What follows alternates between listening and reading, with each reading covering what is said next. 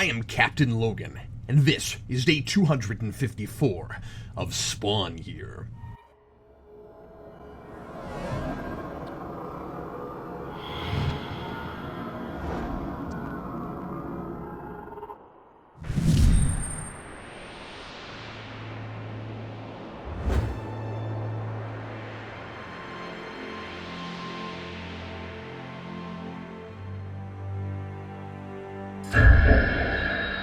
Today, when I reached into the trash can for today's comic, I found a skull.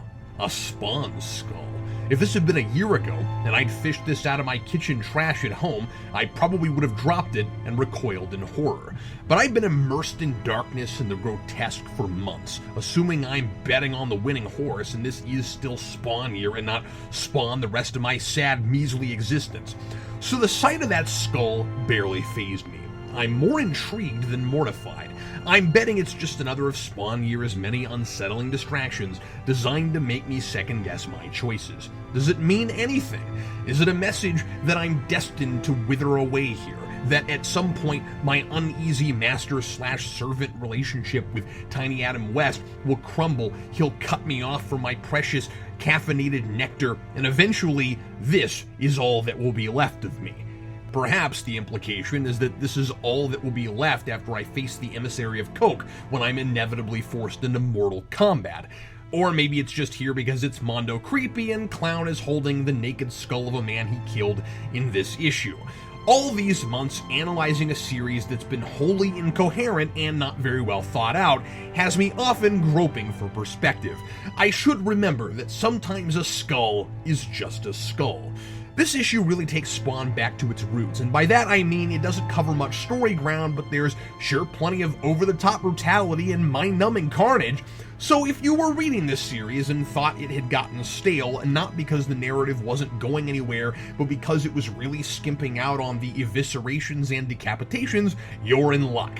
So Clown is completely taking control of Wynn's battered body, and it's likely that Wynn himself is no longer taking up residence inside his own head after that long fall and breaking every bone in his body. But we're not definitively told that that's what's going on.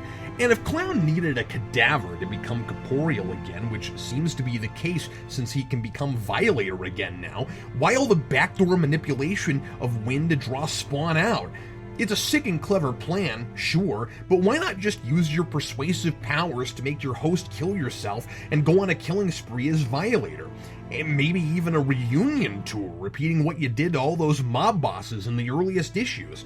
I mean, since Bulgy is gone, I don't know how he got his Violator powers back, and these books never make the guidelines clear to me, so I don't know why I keep expecting anyone in this world to understand them.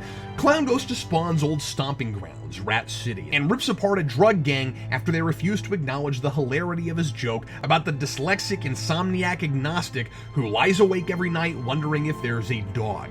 You gotta always be mindful of your audience, Clown. That one's maybe a bit cerebral for a guy with a nail through his nose and bolts in his face.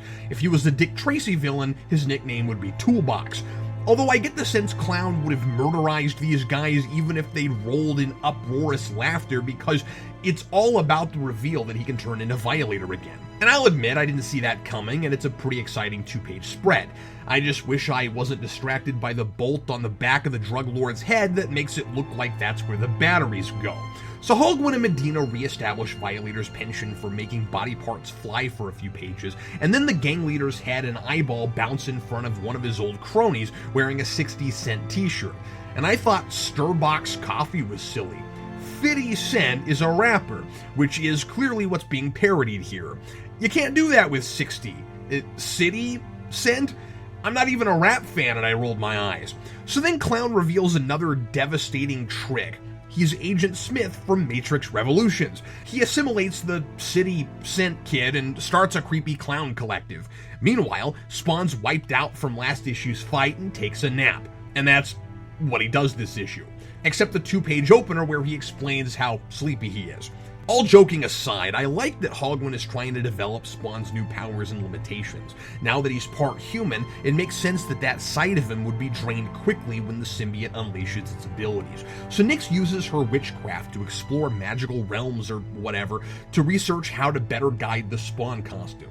She thinks Al's hiding information, and while she sends her mind or soul off to another mystical place, she finds the devil himself. You know, that guy with the scar, who proves who he is by regaling her with her own history and witchcraft, a not altogether cumbersome way to finally tell the reader something about who Nyx is. He says she's a natural-born spellcaster. She made it snow in March when she was 8, so she wouldn't have to do a book report. She and 2 friends studied magic together. One got bored and left, and the other, Thea, got really dark as the magic consumed her and she lost her mind, turning to drugs in the alleyways, always with the alleys, until she died alone. It turns out seeing Spawn in her mind is what drove her mad. So the devil offers to make a bargain for Thea's soul. We aren't told the specifics yet, but obviously Nyx has access to Spawn and the devil wants Spawn. While this notion of Spawn haunting people's nightmares has never really jived for me, I like that Nyx has a direct connection to Spawn from her past, and she has a good, difficult, dramatic choice to make, whether to betray one friend to save another, who is doomed because of the friend she might betray. And it's a deal with a devil that mirrors the one Al made. She might sell someone else's soul for the sake of someone she loves, while Al sold his own, and her situation is easier to sympathize with because she wants to save another person, not just see her friend again. It's ironic that Spawn loses his soul in each scenario.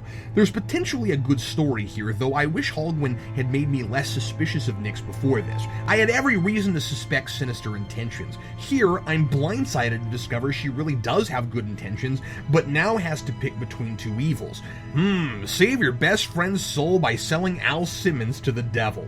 Maybe if she'd spent as much time with Spawn as I have, it would be an easier call. Signed, Captain Logan.